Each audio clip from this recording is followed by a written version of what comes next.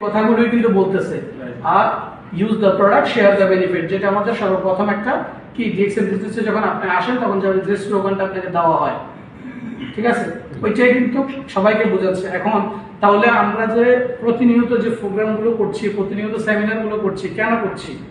কারণ একটাই, কারণ আপনাকে আমি এখন আমার মতো করে বুঝিয়ে গেলাম, যেটা একটু এখানে আগে আমাদের রাকিব ভাই বলছে যে আপনি এখানে ভিতরে প্রোগ্রাম শুনে আপনি পজিটিভ হয়ে আপনি বের হয়ে গেলেন। বের হওয়ার পরে মূলত ভাবে কি হয়, আপনার একজন ফ্রেন্ড সার্কেল যার সাথে আপনি আপনার কলিগ কিংবা আপনার রুমমেট, সে আপনাকে কিন্তু বাসায় যাওয়ার পরে কি বললো যে কোথায় গেছিলি ডিএক্সএন এ, তখনই কিন্তু সে আপনাকে বিভিন্ন রকম ঠোকর দেওয়া শুরু করলো, এটা সেটা। কারণ আমি যদি ব্যক্তিগতভাবে বলি তাহলে, কেননা আমিও নেটওয়ার্ক মার্কেটিং এর জন্য প্রচুর একজন নেগেটিভ ব্যক্তি ছিলাম। নেটওয়ার্ক মার্কেটিং অনলাইনের জন্য আমি একজন প্রচুর নেগেটিভ একজন ব্যক্তি ছিলাম।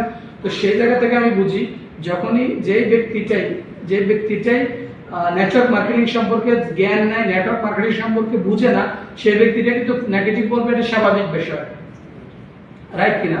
আপনার যদি অসুখ হয় তাহলে আপনি কার কাছে যাবেন?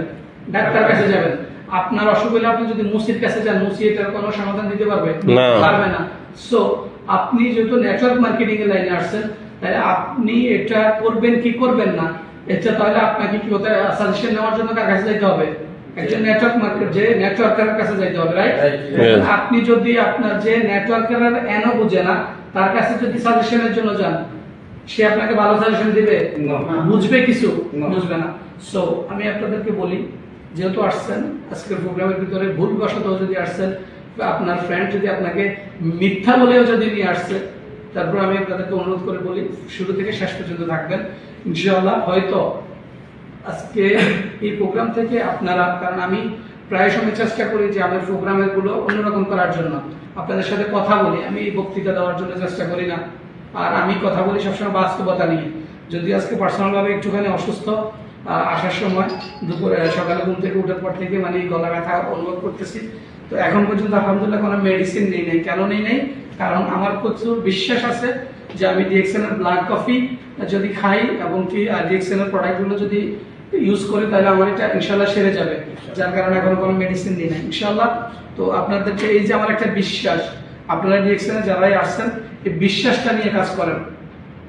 বিশ্বাসটা নিয়ে যদি কাজ করেন তাহলে টুডে অ্যান্ড টুমরো, জাস্ট শুধু সময়ের অপেক্ষা, আপনি এখান থেকে সাকসেস হবেন ইনশাআল্লাহ তাআলা। আমি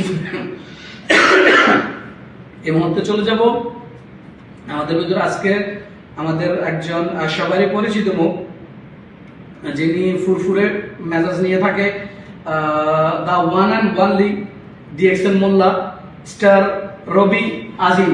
প্লিজ ওয়েলকাম।